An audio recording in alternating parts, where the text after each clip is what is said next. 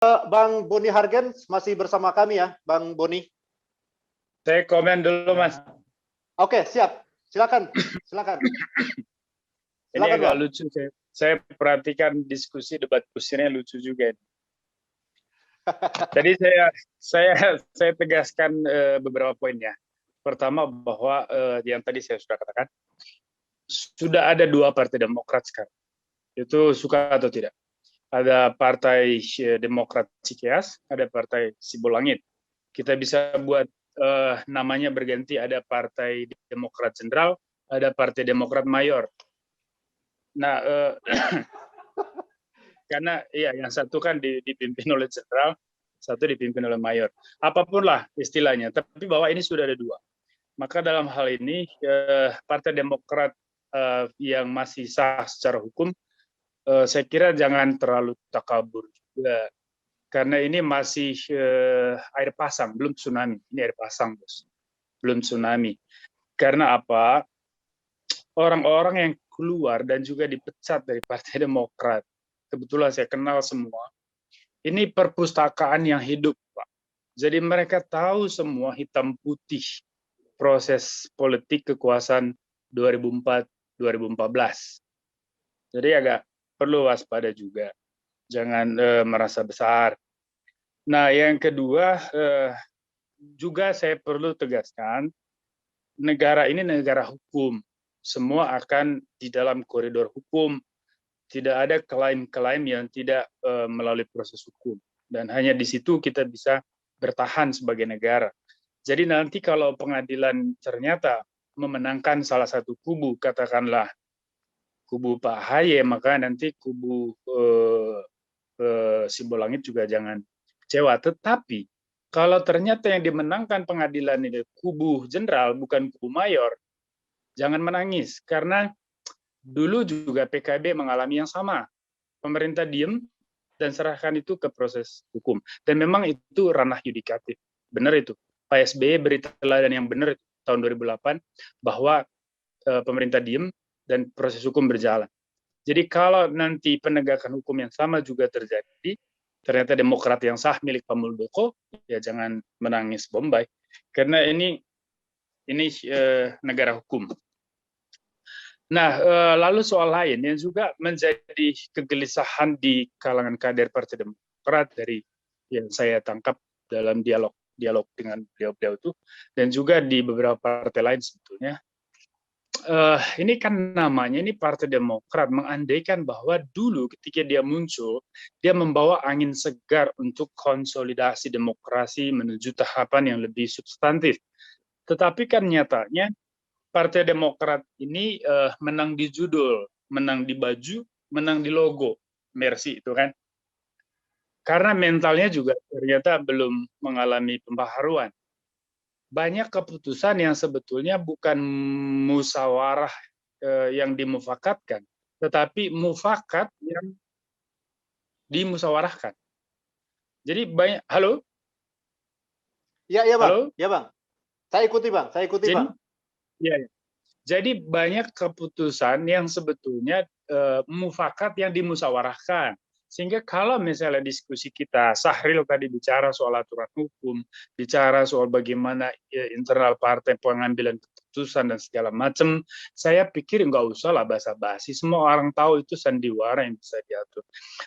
Karena fakta bahwa banyak mufakat yang dimusyawarahkan.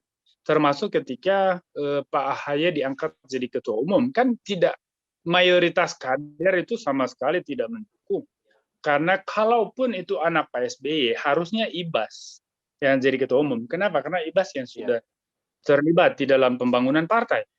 Bukan Pak Ahy yang tiba-tiba meninggalkan institusi militer, ya cukup menyedihkan sih buat saya secara pribadi. Lalu kemudian masuk dan langsung jadi ketua umum. Nah, ini kan juga persoalan pada aspek kaderisasi partai, manajemen organisasi. Ini masalah serius. Jadi sekali lagi, partai Pak Mayor ini jangan juga terlalu merasa diri besar. Nah, sekarang kalau bicara mengatasnamakan rakyat, saya masih ingat Beni Harman kemarin juga buat analogi yang juga jungkir balik. Ini semua logika jungkir balik yang sama di kalangan elit-elit lama itu banyak terjadi begini. Mereka anggap bahwa orang-orang yang datang menemui Presiden Jokowi di sawah, di kampung, di Flores, dan juga di Sumba, itu sama dengan masa Front Pembela Islam yang menjemput Rizik Syihab, mengobrak-abrik bandara, merusak bangku-bangku. Ini simplifikasi, cara berpikir yang tidak menunjukkan kedewasaan di dalam berpolitik dan juga kenegarawanan. Jadi nihil di situ. Nah, perbaikan terhadap kualitas politik seperti inilah yang kita butuh. Jadi dalam ranah ini, saya kira satu yang positif sebetulnya munculnya Demokrat KLB ini, versi Sibolangit ini satu dinamika yang baik. Kita sambut itu sebagai proses untuk mendewasakan partai politik. Suka atau tidak, partai ini kalau tidak ditekan untuk menjadi dewasa, dia tidak akan pernah dewasa. Jangan bilang bahwa di partai lain juga ketua umumnya itu aja. Beda. Itu sama seperti kita memperkarakan Ratu Inggris di sini. Kita memperkarakan Ratu Belanda di era demokrasi modern. Itu beda konteksnya. Karena di level manajemen partai dan juga komitmen partai terhadap pembangunan bangsa, mereka sangat serius.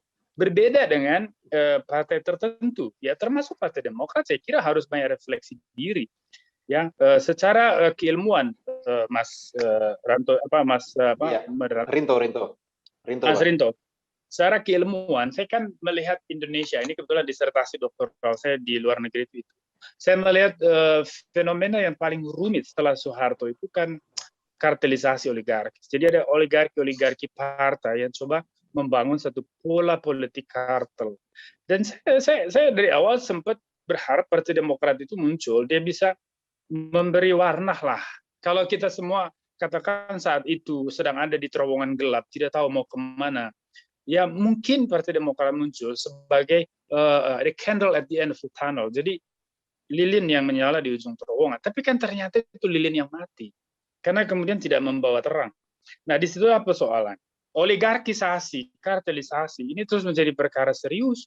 Dan Pak Marzuki, Pak Joni Allen, semua orang-orang itu kan perpustakaan hidup. Mereka tahu bagaimana mengurus negara, keuangannya sepanjang Pak SBY jadi presiden. Jadi kalau banyak kader Demokrat di penjara, apakah betul mereka mengambil uang negara itu untuk dirinya? Tanyakan Pak Nazarudin deh. Saya kenal baik tuh sadiknya itu Pak Nasir tuh. Apakah betul itu hanya untuk memperkaya dirinya? Kan nggak mungkin. Nah, kemana dia bagi-bagi uang? Begitu juga di kasus-kasus lain. Banyak proyek mangkrak. Ya artinya bahwa mawas diri aja lah. Ini kan kita proses berdemokrasi, harus dilihat the ultimate purpose dari seluruh proses ini itu bukan menjadikan siapa jadi presiden, tetapi bagaimana menjaga negara ini, menjaga Pancasila, NKRI, keutuhannya. Ya, jangan nanti karena demi kekuasaan lalu partai politik gampang bersetubuh dengan kelompok-kelompok yang anti Pancasila, anti negara gitu loh. Ujuk-ujuk orang seperti Rizik Syihab didewakan oleh kader Demokrat seperti Beni Harman misalnya. Di dalam politik memang orang bicara soal the art of possibility dan kemudian bicara soal kepentingan. Tetapi kan politik juga ada value, ada nilai di sana. Ada makanya semua partai politik wajib yang namanya landasan ideologisnya itu adalah landasan filosofisnya itu adalah Pancasila. Kenapa? Karena itu dasar negara.